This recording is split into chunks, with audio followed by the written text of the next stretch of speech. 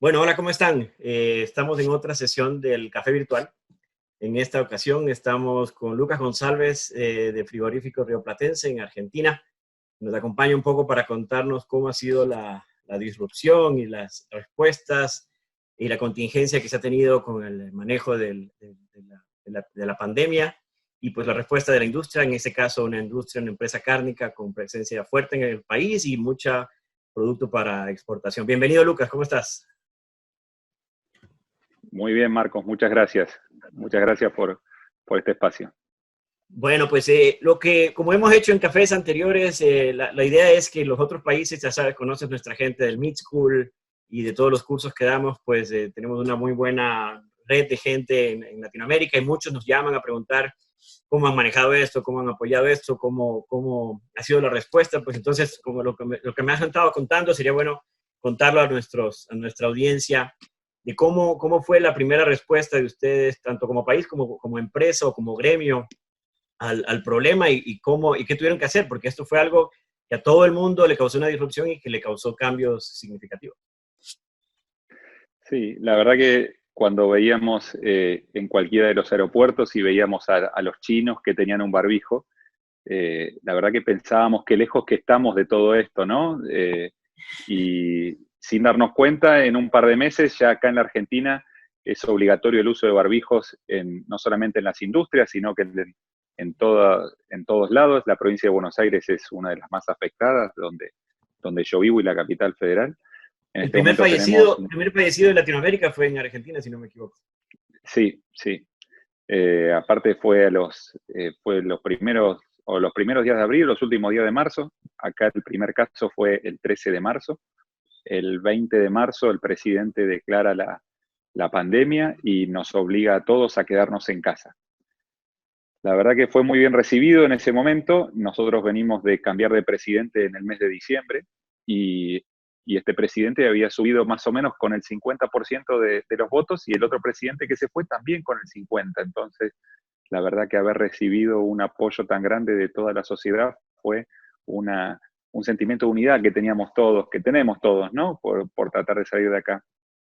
Pero el problema era cómo vamos a seguir operando en una industria como la nuestra, que estaba declarada como esencial.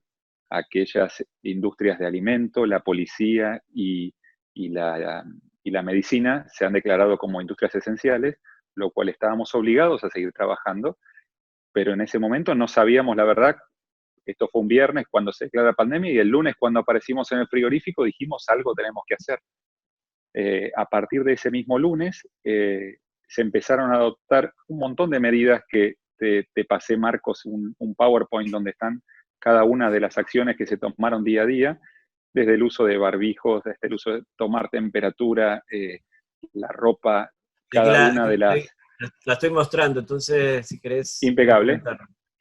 Sí, ¿Ah? fíjate, yo la puedo abrir acá, no sé si ustedes pueden, pero fíjense que ya desde el 12 de marzo en el frigorífico hicimos un comité de crisis donde estaban los dueños y los gerentes que estamos manejando la operación y la dinámica de la empresa. Entonces, lo primero que hicimos fue juntarnos a decir, a partir de ahora vamos a tener que trabajar de otra manera, de la gente correrle horarios, de empezar a tomar acciones que nunca nos hubiésemos imaginado que eran necesarios y con los inconvenientes que inmediatamente nos empezamos a encontrar.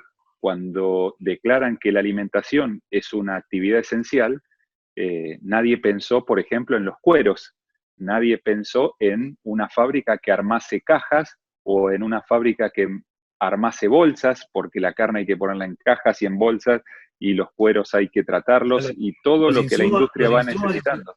Insumos y subproductos, o sea, fue la Fue, cadena completa. Sí, Marquitos, fue algo muy, no fue inmediato, entonces, si bien el país intentó hacer las cosas bien, al principio tuvimos unos cuantos roces y por medio de una declaración jurada de que cada una de las gremios o cada una de las entidades que agrupaba las industrias tenían que hacer una declaración jurada, elevarla al país y desde el Ministerio de Desarrollo y de Trabajo iban tomando las decisiones de ir abriendo determinadas, como decís vos, subproductos, o la fábrica de cajas, y la fábrica de cajas iba a necesitar alguien que le provea las tintas y alguien que les provea los papeles, y así se iban superando escollos a medida que iba pasando el tiempo. Lo primero que hicimos, ya pasado 2 o 3 días desde que comenzó la pandemia, es salir a informar. El frigorífico somos 1.100 personas, lo cual dijimos cómo vamos a hacer para informar esto y para que la gente no salga corriendo por la puerta. Entonces empezamos a hacer grupos de 20 personas y en los 3 turnos, a medida que terminaba un turno, limpiábamos el sector, sanitizábamos el sector, en ese momento solamente con alcohol, y traíamos otras 20 personas. Y así fuimos incorporando cada vez más las sugerencias que la gente nos decía. Entonces, si hubiese sido solamente por ¿Cuál nosotros... gente? ¿A qué gente usaron de fuente? Mira, el 100% de la gente, de los operarios, de los gerentes, de los jefes, de la gente de Senasa, las 1.100 personas que estamos en Río Platense, a lo largo de una semana se le habló a todas. Entonces, las personas te iban diciendo, mira, yo sabés que cuando voy al chino de la esquina de mi casa, el tipo tiene puesto un barbijo. Buenísimo. Incorporamos barbijo. Cuando yo fui al oculista, la semana pasada había un trapo en el piso que me di cuenta que tenía lavandina. Entonces, listo. Incorporamos todo lo que la gente nos iba sugiriendo, y la verdad que fue los primeros 15 días hicimos cambios gigantescos. Van a ir viendo la crónica que fuimos haciendo nosotros, van a ver que el día 13 ya estábamos hablando con la gente, se incorporaron en los comedores más lugares donde lavarse las manos, más lugares donde tenga que haber alcohol en gel, más lugares donde la gente podía empezar a hacer preguntas, un buzón de sugerencias.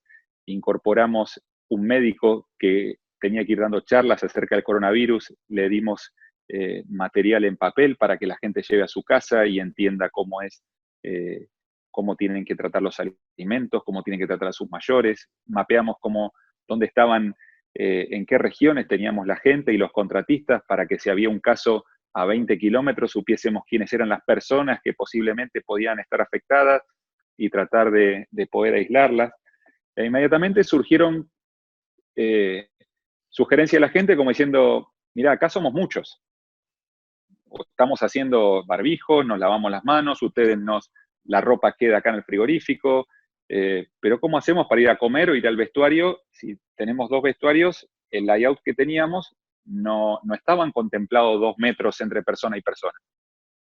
Entonces, lo primero que surgió fue la idea de copiárselo a la empresa, una empresa minera, que lo que tenía era contenedores donde tenían oficinas.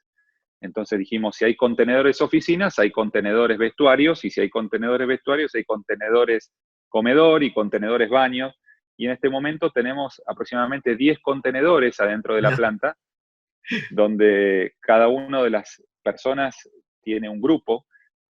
Previo a los contenedores, primero hicimos grupos de gente, no más de lo que en ese momento podíamos manejar en el comedor y en el vestuario, y nos dimos cuenta que entraba menos de la mitad de la gente con 2 metros de distancia.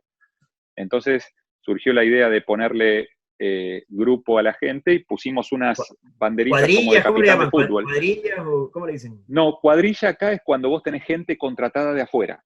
Yo acá lo que hice fue la misma gente que está trabajando en una línea. Cada línea de rioplatense produce aproximadamente entre 12 y 13 toneladas por hora. Entonces, cada Lucas, línea... una interrupción. ¿Cuánto es el volumen que trabajan diariamente de ganado? Ok, nosotros estamos faenando en un día típico de rioplatense, son 2.000 cabezas, y una despostada diaria estamos entre 200 y 220 toneladas por día de carne salidas en cajas, ¿no? A su vez eso, una vez que Rioplatense tiene 3 ciclos, el ciclo 1 que es la faena, que es donde se mata el animal y sale la media res. Después tenemos la despostada, que se llama ciclo 2, que es donde ingresa la media res y salen los cortes. Y después tenemos otro ciclo que se llama ciclo 3, que es donde los cortes se fetean, se ponen en bandejas, se le pone el precio, un rotulado y va directamente a la góndola. Entonces, nosotros estamos con 2.000 cabezas diarias, con 200, 220 toneladas en el ciclo 2 y aproximadamente 70 o 80 toneladas diarias en el ciclo 3. Esa parte del ciclo 3, tú nos hablas listo, y van a la góndola, pero en algunos casos esa góndola no es góndola, sino es hacia la parte de exportación. Claro, eso es ¿Cómo es esa en el parte? ciclo ¿Cómo 2. fue ese punto? Sí. Una vez que tú tienes la media red, que los cortes van en caja, esas cajas pueden ir o como materia prima a este ciclo 3 que te menciono, donde haces las bandejas y va a la góndola, o va a un contenedor y va a la exportación, o va a un camión y va al mercado interno en camiones. Ahí está el punto que tú dices, Janet. Entonces, volviendo a como hicimos con los grupos, cuando nos dimos cuenta que cada línea de despostada son 80, 90 personas y en simultáneo hay 500 personas trabajando en cada uno de los turnos, nos dimos cuenta que los vestuarios y los comedores no iban a dar abasto. Entonces, pusimos horarios desfasados para la gente. Inmediatamente un grupo de 80 personas resguardando 2 metros de distancia, claramente no iban a poder entrar en el comedor que teníamos, entonces lo dividimos en dos grupos de 40. Pero la gente igual quiere comer todo al mediodía, entonces por más que dividiésemos, iba a faltar lugar, y ahí donde surgió la idea de agarrar una de las cocheras que tenemos bajo techo y le hicimos comedor. En realidad se dividió como en 3 comedores, y se usaron estos contenedores vestuario para que cada uno de los grupos, aproximadamente de 50 personas, pudiese ir en su horario sin cruzarse con otro grupo, ir a comer en un lugar determinado y a cambiarse a un lugar determinado. Para identificar los grupos, se le bordó a cada una de las personas en el lado izquierdo su número de legajo y su grupo, y para entrar al frigorífico, si vos querés ir al comedor, tenemos una tarjeta nosotros con unos molinetes, entonces se trabó los molinetes para que en los horarios en los cuales tenía que ir el grupo determinado, solamente pueda pasar la gente de ese grupo. Y eso ordenó muchísimo. Es obligatorio el uso de barbijos, es obligatorio el uso de cada 2 horas suena una chicharra en cada uno de los procesos, y obligamos a la gente a ir a lavarse las manos. ¿2 horas? 2 horas, sí. 1 hora 45, 2 horas y cuarto. No más que eso, no se estira más que eso. Lucas, tengo una curiosidad, y es que en el formato que nos mandaste, ya resumen de las actividades que han hecho, ya a partir del 13 de marzo están registrados personas que regresaron de otros países y demás. ¿Qué pasa? O cómo funciona la parte, si hay una persona positiva, cómo han manejado la primera pregunta, ¿han tenido personal positivo? ¿Y cómo lo han manejado? ¿Cómo ha sido ese manejo? Lo que tú ves ahí, Janet, en el PowerPoint, fue que cuando se determina la pandemia, nosotros teníamos personal afuera del país. En el momento que se determina la pandemia, teníamos un gerente en una feria en China, y teníamos 4 o 5 personas.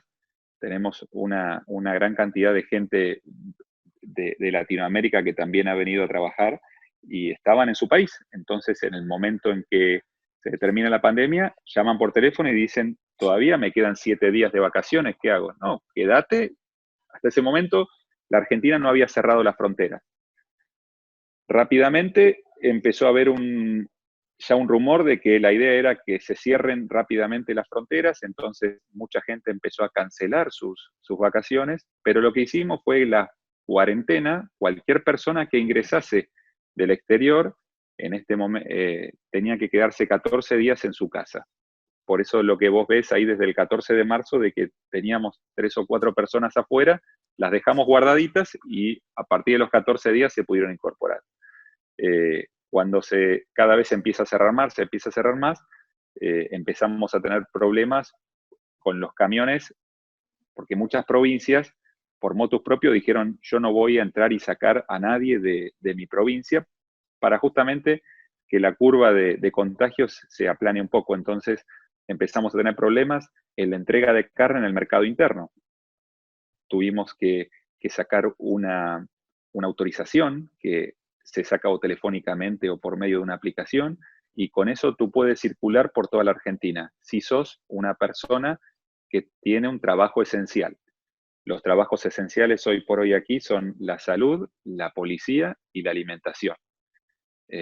Entonces, al principio hubo un poco de roces porque cuando los camiones No iban pudieron, a no despoblar, pudieron aprobar el fútbol para esencial. no pudimos hablar de fútbol, pero estamos ahí. Ya no como esencial, pero ya tengo a mi hijo que está rebotando contra la pileta ahí una pelota porque ya no aguanta más. Ya estamos todos desesperados pateando gomitas, pelotitas, papelitos, ya tenemos que ir a una cancha urgente. Pero ese es uno de los grandes temas también, el fútbol, por todo lo que conlleva también el fútbol, ¿no? Y la verdad que tuvimos muchos problemas al principio. Lo que te decía era de que cuando empezamos a funcionar el frigorífico empezamos a tener problemas en el mercado interno y también inconvenientes en el mercado externo. Hubo problemas para conseguir camiones, hubo problemas para conseguir contenedores, y lo que te contaba era que cuando vos vendés a Estados Unidos un contenedor con certificación Angus, el certificador de Angus tiene que venir al frigorífico, y ese certificador al principio no estaba habilitado, no tenía el papel como esencial, porque a medida que iban sucediendo las cosas nos íbamos dando cuenta que para poder faenar hay que hacer algo con los cueros, y que la carne a su vez necesita fleteros, y necesitamos insumos, y necesitamos bolsas, y necesitamos a alguien que si se corta un cable pueda venir un electricista de la máquina que estoy trabajando. Y así al principio medio tuvimos inconvenientes, pero a medida que fue pasando el tiempo se fueron accionando. La verdad que hoy ya está todo bastante llano, ¿no? Hoy por ahí en Argentina quedan pocos locales sin estar trabajando. La verdad que se está trabajando muchísimo y tenemos miedo porque nos está agarrando en este momento donde está entrando el frío. Todavía acá, hoy hace 20 grados, la verdad que no está haciendo frío, pero hoy ya tenemos 9.300 casos, estamos subiendo de a 500 casos por día, y es el momento en el cual nos encuentran más relajados, más cansados de esta pandemia, más aburridos de estar en casa. Y la verdad que estamos bastante preocupados porque nos va a agarrar con las defensas bajas en el Mala peor combinación. momento.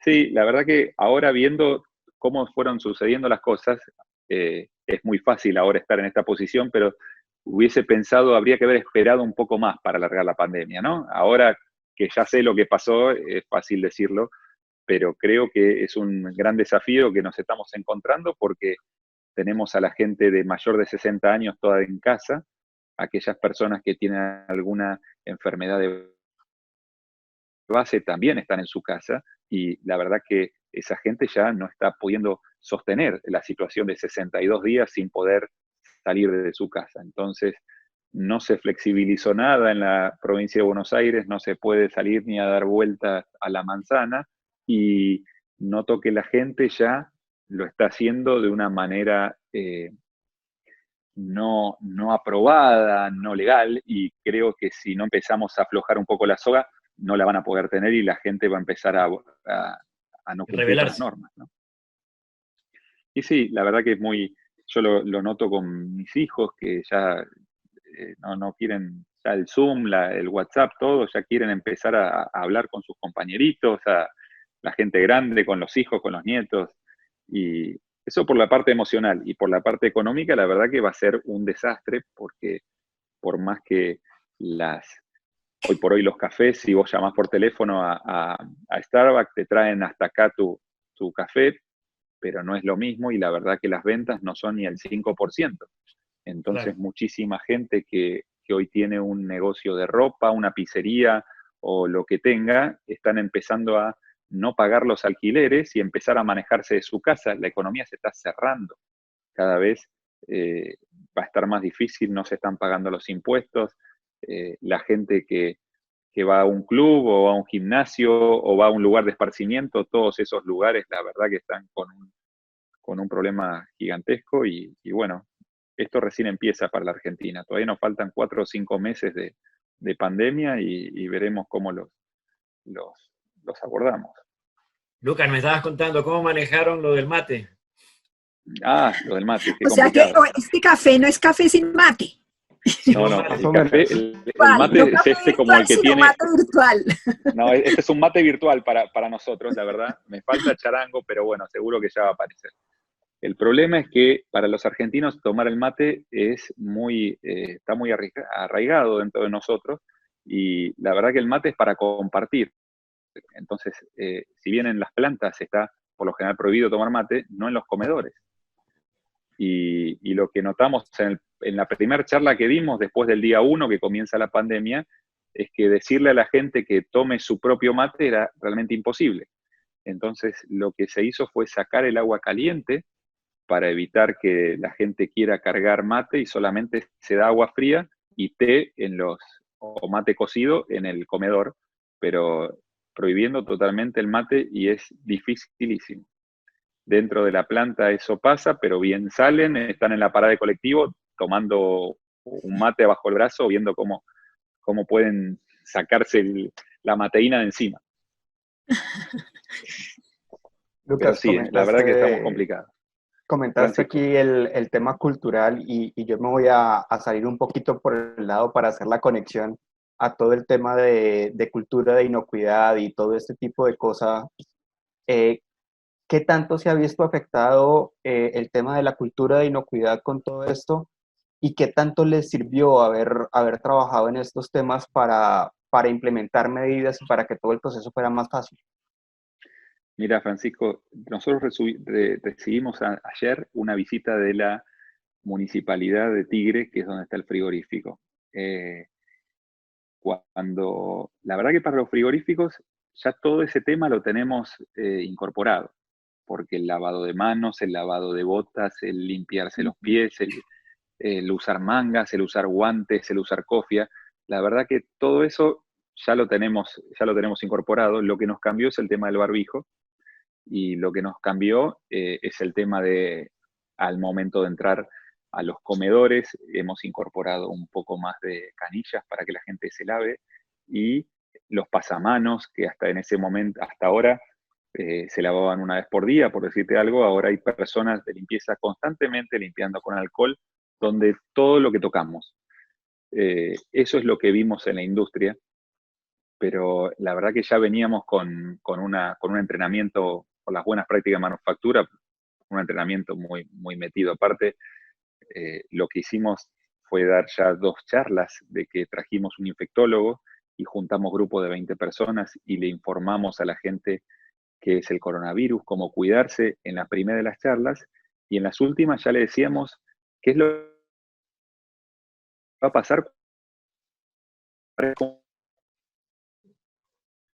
porque y la probabilidad que tengamos positivos es mucha, por una cuestión estadística. Entonces, le empezamos a decir que tenían qué hacer con la ropa cuando llegasen, qué hacer con las zapatillas cuando llegan, pero no nos afectó mucho en esa parte, Francisco, por esto que te digo. Si querés me explayo un poquito más. Cuando vos tenés una persona que tiene algún síntoma, llama por teléfono a un interno que llama 147 de cualquier teléfono celular de la provincia, o teléfono de línea. O llamás por teléfono, si tienes un smartphone, hay una aplicación. Esa aplicación, por medio de unos multiple choice, te determina si tenés que ser hisopado o no. Si sos hisopado, te hisopan en este momento por las dos gripes, por la influencia y por el corona. Y si te da positivo el corona, lo que hay que hacer es llamar, en realidad el mismo que te dio el resultado ya dispara el protocolo, se llama a la policía y llama al empleador, y nosotros lo que tenemos que hacer es informar constantemente. Rioplatense a las 9, 10 de la mañana, absolutamente todos los días, pone un cuadrito donde dice la fecha y dice la cantidad de gente que tenemos en este momento hisopándonos, la cantidad de gente que tenemos afectadas, recuperadas y en cuarentena. Todos los días lo informamos. Cada caso de cualquier persona que se esté hisopando, se hace un comunicado. Se hicieron muchísimos grupos de WhatsApp, cada uno de los sectores con cada uno de sus jefes, y a su vez una cartelera de todo Río Platense, y se va informando todas las medidas que se van adoptando y todas las novedades se van poniendo ahí. Y Es decir, solo en el momento que sospechosos han ido a muestrarse y todo, pero han retornado todo, negativo. todo, absolutamente todo lo publicamos. Todo decimos, hay una persona del sector de mantenimiento que se está haciendo un hisopado y sí, solamente se hisopan aquellos que son sospechosos. Y para que sean sospechosos acá en Argentina tienen que tener 2 o más síntomas. O sea, si vos solamente tenés fiebre y no tenés tos, no sos sospechoso, o si tenés una o la otra, tenés que tener fiebre, tos, dolor de cuerpo y dolor de garganta. Entonces, cuando tenés 2 o más, sos sospechoso, si no, no. Después otra cosa muy susceptible de comillas acá es cuando hay una persona que vos podés tener contacto. El contacto directo acá se determinó con 15 minutos de charla a menos de 2 metros sin ninguna protección, o estar en un recinto cerrado donde no circule el aire por un tiempo de 2 horas. Eso es lo que en la Argentina se determinó contacto estrecho. Entonces, lo que dice el protocolo es que cuando vos recibís un positivo, las personas que están en contacto estrecho con ese individuo quedan en cuarentena. Entonces, hagamos de cuenta que en el sector número 7 aparece un positivo. Hoy a la mañana, todas las personas del sector número 7 van a ir a cuarentena. Yo, como ya pasaron por lo menos 2 días desde que esa persona no vino más, yo ya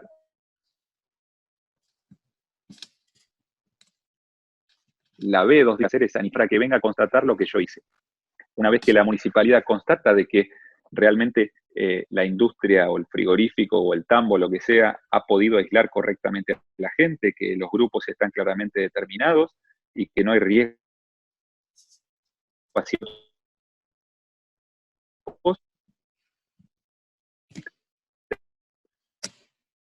todavía no me... Este momento,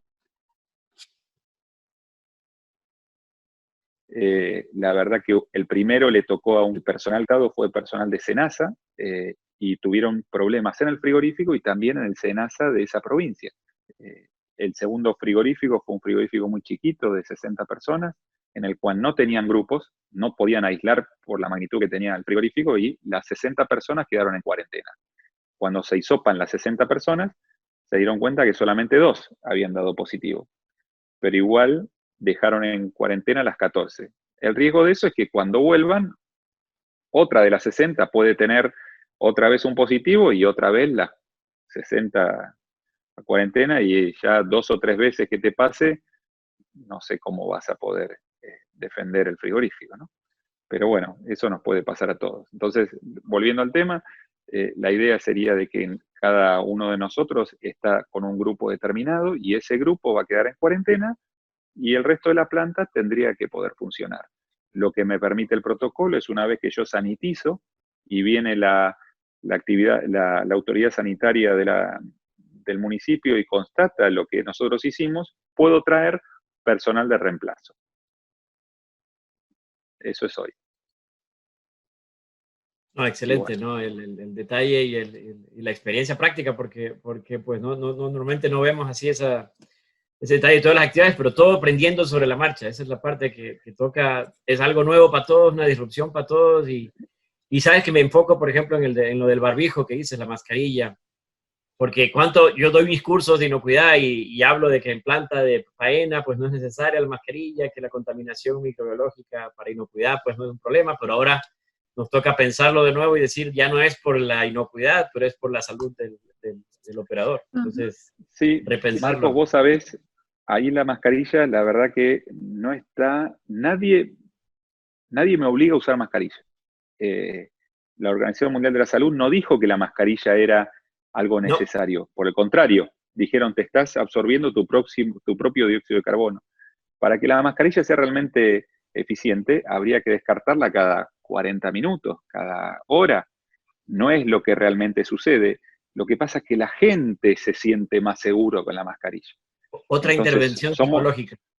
Somos nosotros mismos, las personas lo que lo estamos demandando eso. Entonces, cuando vos me decís todo esto que nos enseñabas en el curso, digo, está bien, todo eso, la parte teórica, como vos decís, está bien. Pero si la gente me lo demanda, y se lo puedo dar y la gente va a venir más tranquila porque una vez que nos toque el primer caso, el gran desafío que tenemos es hacer que la gente sienta que somos más seguros nosotros que casi su propio hogar, que no tengo dudas que soy seguro más que su propio hogar, porque una cosa es cuando vos tenés un hogar donde tenés ambientes amplios, lugares sin riesgo, vecinos que estén alejados, y otra cosa es cuando tenés un hogar donde estás compartiendo la mesa con muchas personas, con gente de distintas edades, muchos de nuestros trabajadores tienen a sus padres viviendo con ellos, y entonces ahí se empieza a generar un miedo más esencial, ¿no? Porque cuando todo esto arranca, yo veía la cara de pánico con que la gente me miraba, y entonces en una de las charlas recuerdo que le digo, el que quiera tomarse licencia sin goce de sueldo, lo puede hacer. El primer día se anotaron como 15, pero cuando empiezo a indagar, digo, pero ¿por qué? ¿Tenés miedo? Me dice, no, no tengo miedo por mí, tengo miedo porque vivo con mi madre. Tengo miedo porque vivo con mi esposo o mi esposa que tuvo un problema cardíaco, o tiene un cáncer, o tiene un problema de asma. Entonces empezamos a ver miedos en la gente que dijimos cómo abordar esto. Empezamos a hacer talleres para que la gente se lleve a la casa información muy valiosa en aquel momento. Ahora ya está en todas las redes, pero en ese momento investigamos, hicimos papeles para que la gente se lleve. Empezamos a abrir una cartelera donde no solamente queríamos que la gente del frigorífico se sume, sino las esposas y los esposos de las personas que trabajaban, porque muchas veces la idea nuestra es llegar a la casa.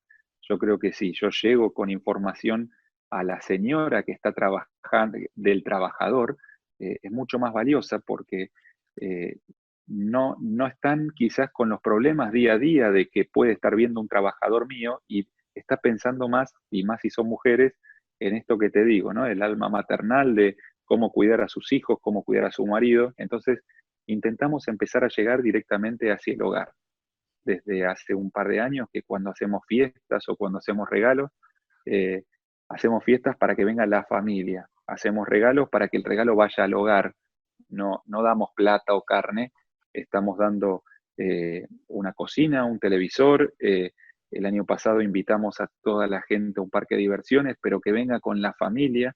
Así incorporábamos a la familia y la concientización de lo que hacemos en la casa. Bueno, lo mismo quisimos hacer con el corona, tratar de llevar tranquilidad al hogar de la gente, pero eh, se va complicando, y la verdad que, como te decía hace un par de minutos, estoy viendo de que en la Argentina estamos en el momento en que estamos cansados de tener tanto tiempo una cuarentena, ya 63 días, estamos cansados de no salir, de no poder ir a un restaurante, ir a una heladería, todo con delivery, y todos los chicos adentro. Entonces, aquellos que por ahí tenemos una casa, que los chicos se pueden manejar, es una cosa, e igualmente están podridísimos, pero la gente que vive en lugares más pequeños y reducidos, la verdad que se está complicando, y estamos entrando en el invierno, en el momento en que tenemos que estar con la, con la, con la sensación de más miedo, y nos encuentra relajados. Entonces, la verdad que los que estamos... Esa iba a ser mi pregunta, Lucas, que cómo veías el panorama ahorita,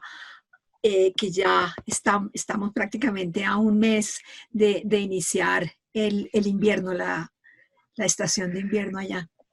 Sí, nosotros acá, la verdad que siempre el 20 de abril o 22 de abril venía la primera helada cuando yo era chico. Ahora cada vez con el calentamiento global se va corriendo, y hoy la verdad que en casa hace 22 grados. Eh, la gente está con ganas de salir. Están empezando a presionar mucho los grupos de running, los grupos de bicicleta. La gente que tiene gimnasio está empezando a alquilar tus bicicletas fijas para que vos puedas hacer por medio de Zoom una clase de spinning o una clase de boxeo. Te alquilan las pesas, te alquilan los guantes, pero la verdad que estamos en un momento complicado para los que estamos al frente de tratar de estar en una empresa o estar en un organismo, en algo que agrupar que la gente esté trabajando. Estamos complicados por esto que te digo, ¿no? Hay un relajo, la sensación es de un relajo. Lucas, como para último tema, acá uno de los grandes problemas fue la disrupción de la provisión de ganado y por el cierre de las plantas, de la pérdida de la secuencia. ¿Algún efecto de eso o no llegaron a tener esa? Mira, en este momento, cuando acá empieza el frío, empieza la zafra del ganado. Acá tenemos novillos, que son por lo general los ángulos, los machos hasta 2, 3 años, y esos animales son constantes la salida de esos animales a lo largo del año. Si bien que cuando empieza el verano hay más pasto y obviamente se retiene un poco más para ganar un poquito más de kilos, ahora viene la zafra de la vaca. Todas las que son las hembras de 6, 7, 8 años, la vaca lechera. Ahora cuando empieza el invierno, se empiezan a liquidar porque se mueren, literalmente se mueren en el campo. La verdad que cuando empezó la pandemia, nos agarró en el mes de marzo, hacía 25, 26 grados, 30 grados, no había necesidad de que el ganadero salga a rematar su hacienda. No había aparecido ningún caso, al igual que ahora, y no tenemos una oferta de ganado más. Nosotros en este momento tenemos un dólar muy retraído, tenemos un dólar oficial que está medio, no creemos que sea el precio del dólar real, entonces el ganadero no tiene ningún incentivo para salir a rematar su ganado, al revés. Hay una retención esperando que el dólar realmente blanquee su precio, y encima estamos en el momento en que las vacas se van a empezar a morir, así que no creo que haya una falta de oferta por ese lado, salvo que aparezca una pandemia tan grande que los frigoríficos no podamos absorberla, y ahí todo va a ser cuestión de precio, ¿no? En ese momento, si sucede esto, se van a derrumbar los precios, si no pasa nada, los precios van a seguir tirando hacia arriba, pero no creo que haya un desabastecimiento. Claro, acá fue al revés, fue que las plantas, como tuvieron que cerrar, entonces se tuvieron un exceso de ganado y pues el ciclo completo hubo disrupción por eso en cerdos, en otros, y pues bueno, estamos pagándolo ahorita porque bajó la producción. Vos pensás que en Estados Unidos hay plantas muy grandes. Las plantas grandes como rioplatense somos 3. El resto son todas plantas de hasta 1000 cabezas. Entonces es gigantesca la cantidad de plantas que pueden llegar a faenar. El problema es el precio, ¿no? A medida que, si sucede esto que vos decís, el precio del ganado va a subir o va a bajar, pero también está influenciado por esto que te digo, la retención del dólar, que el ganadero no tiene ningún incentivo para salir a rematar sus animales. Okay. Bueno, Lucas, excelente, la verdad, muy bueno. Enseñale a la audiencia un poco lo del mate para que vean que están tomando. Yo también tengo mi falso acá, pero este no es el mate. Es argentino, perdón, disculpe. Este es el mate, el termo, ponemos el agua caliente y disfrutamos. Y si tenemos algún amigo, lo compartimos, que eso es lo importante. Vamos a ver cuándo podrán volver a compartir, Lucas. Muchas gracias por todo. Excelente no? Gracias, Lucas. Gracias. Esperemos que le ayude mucho a la audiencia y pues te estaremos molestando, quién sabe, unos 6 meses para que nos cuentes el efecto invierno y cómo siguió, y esperemos que ese siga negativo, ¿no? Mucha suerte desde acá, un abrazote. Saludos a Santiago y a toda la gente allá en planta, pues nos vemos pronto. Cómo no, te aprecio mucho, Marquitos. Bueno, muchísimas gracias por el espacio y bueno, que sigamos igual. Muchas gracias. Chao. Hasta luego. Chao.